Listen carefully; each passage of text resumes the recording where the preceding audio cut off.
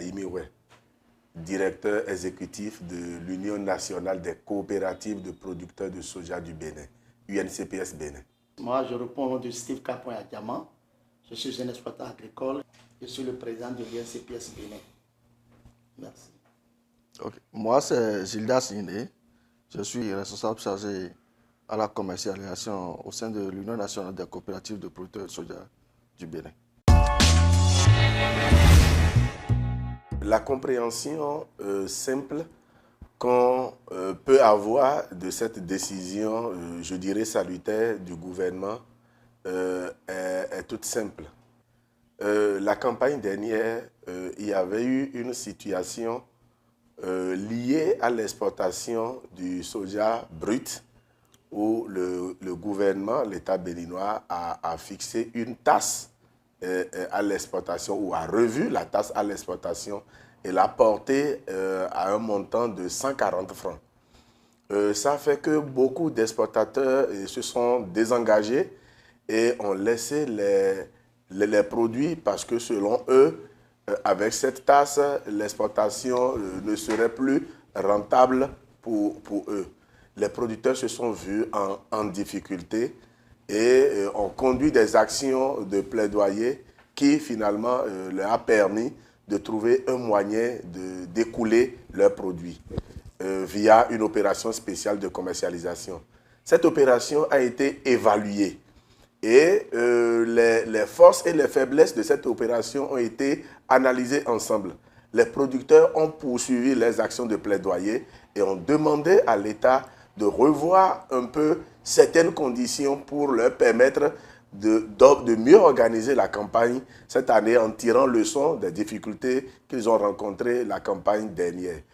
C'est de là que l'État a vu qu'il peut revenir sur sa décision en révisant la taxe au kilogramme exporté au niveau du pays. Donc cette taxe a été diminuée, est passée de 140 francs à 30 francs CFA. Cela voudra dire que les exportateurs ont maintenant l'opportunité de revenir et de poursuivre leurs affaires avec les producteurs avec qui ils travaillaient, et la commercialisation du soja cette année sera mieux organisée et profitable pour les différents acteurs, producteurs, acheteurs, exportateurs et même transformateurs. Je tiens à remercier le chef de l'État et son gouvernement qui est vraiment à l'écoute de nous côté sojaculteurs. La campagne antérieure a connu un peu de difficultés à cause de la taxe que l'État faisait à l'exportation, parce que tous les acheteurs qui viennent nous voir, c'est ce qui nous servent comme information. Ça fait que la campagne de l'année passée a été un peu bousculée, mais si tant est que c'est ça qui crée vraiment problème et que l'État a baissé la taxe, ça ne fait qu'être une joie pour nous, producteurs de soja. Je crois que pour cette fois-ci, ces acheteurs qui viendront désormais pourront nous proposer un prix vraiment très rémunérateur. Voilà. C'est pourquoi je dis que les producteurs de soja sont vraiment en joie. Pourquoi pas en fait? Et nous fois encore merci au chef de l'État qui vraiment nous a écoutés et a pu vraiment procéder à cette baisse du prix. Ce n'est pas l'État qui fixe le prix des spéculations en général, ni pour le soja en particulier. C'est nous, acteurs, qui fixons le prix. C'est vrai. Et il a un mécanisme pour fixer le prix. Ce n'est pas l'État qui fixe le prix. Et le président l'a dit, ce sont les acteurs eux-mêmes qui se rencontrent et qui discutent entre eux. Et quand je dis acteur, je parle prioritairement du producteur qui vient et qui présente dans son compte d'exploitation le coût unitaire de production du soja, c'est-à-dire combien il a investi dans le champ pour avoir 1 kilogramme de soja. Et c'est à partir de ce prix-là que les négociations se mènent. Et ce prix, quand on dit coût unitaire de production, c'est sans une marge bénéficiaire. Donc, c'est l'argent que le producteur a investi dans le champ pour avoir 1 kilogramme de soja grain. Et quand il est dans son activité, il doit rentabiliser. il faut que ce prix-là soit levé pour qu'ils puissent effectivement rentabiliser. Donc, lorsque les acteurs se rencontrent entre eux, le producteur présente son prix et les acteurs, en fonction de l'évolution du prix sur le marché, commencent par discuter. Et lorsqu'ils finissent, ils s'entendent sur un prix qu'ils appellent prix plancher. L'État vient maintenant arbitrer pour dire oui, vous avez proposé un prix, mais de mes analyses, je vois que ce prix défavorise tel acteur, ou arrange tel acteur. Vous vous êtes déjà entendu, c'est bon pour vous, oui, et l'État rend officiel ce prix et profite pour lancer la campagne.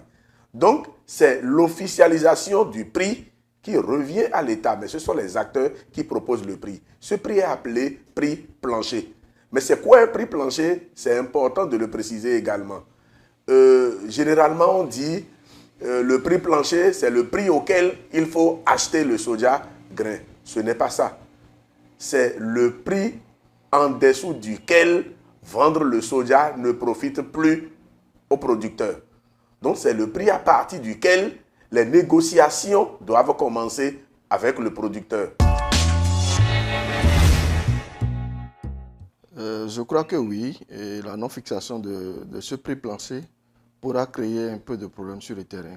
Parce que, vous savez, nous sommes dans un commerce et le commerçant veut toujours tirer le plus grand profit. C'est à nos producteurs d'être vigilants et de ne jamais céder nos produits à un prix qui ne nous arrange pas. À un prix qui ne nous permet quand même pas de couvrir nos charges et de faire une marge. Donc, je crois que nous, acteurs, que ce soit les producteurs, les commerçants, nous devons nous réunir et nous entendre sur un prix auquel nul ne peut nous acheter le produit. Et c'est à ça que nous devons rapidement nous atteler.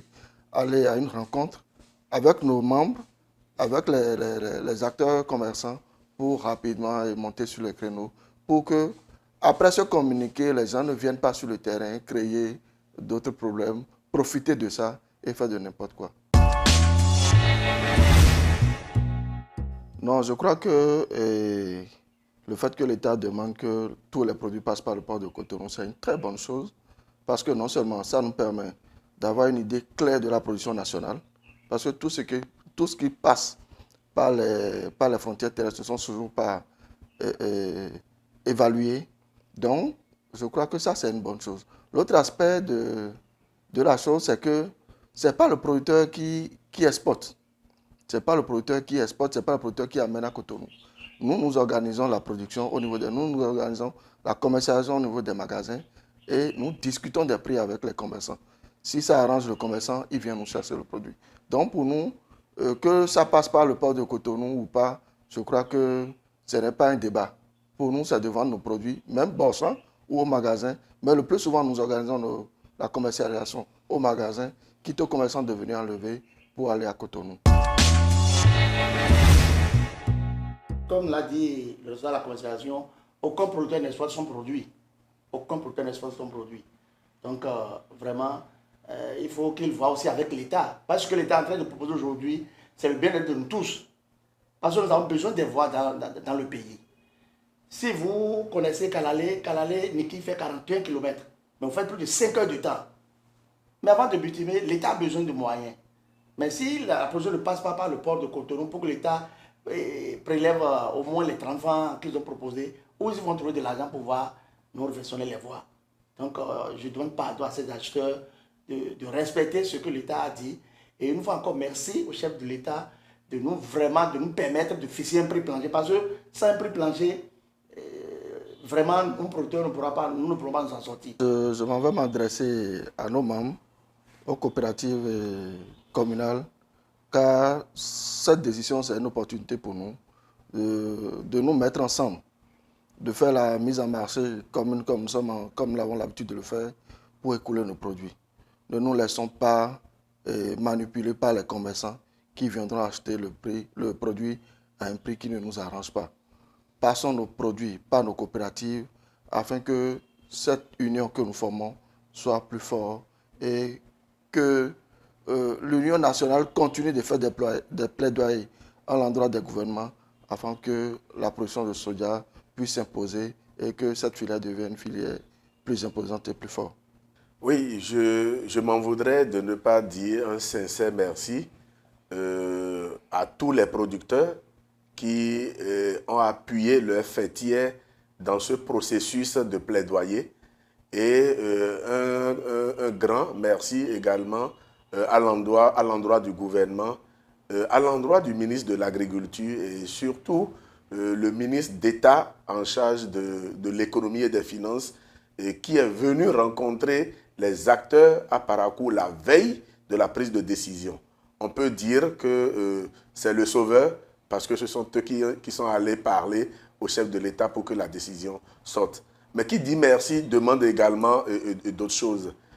Il reste également des étapes à franchir.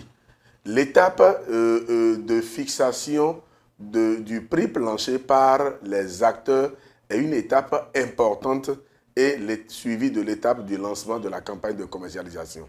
Sans ces deux étapes, cette décision ne pourra pas vraiment être profitable pour les acteurs que nous sommes. Mon message à l'endroit de nos coopératives, c'est de commencer par préparer la collecte des produits de leurs membres. Dès que les stocks sont constitués, la négociation avec les acheteurs serait plus facile.